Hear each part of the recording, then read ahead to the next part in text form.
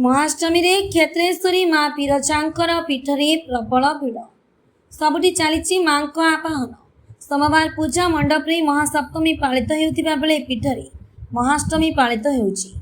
भारत वर्षर 51टी शक्तिपीठ मध्य अन्यतम पीठ जाजपुर अधिष्ठात्री देवी माँ पीरचांक पीठ। एथिपाई ए पीठ लोकारण्य होई उठिछि। महाअष्टमी पई फूल और आलोकमाला रे बधू बेसरे सजई होइछि माँ मंदिर। समग्र अंचल एक भक्तिमय परिवेश सृष्टि होइछि।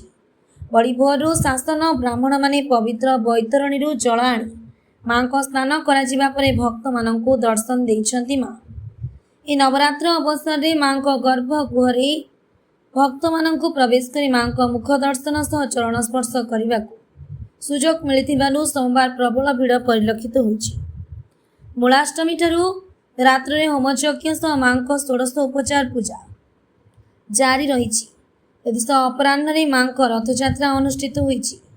माँ दर्शन पर राज्य तथा राज्य बाहर भक्तों समागम होइछि। विश्वास रही माँ मुख दर्शन सह रथ दौड़ी स्पर्श कले कोटि जन्मर पाप क्षय होता है।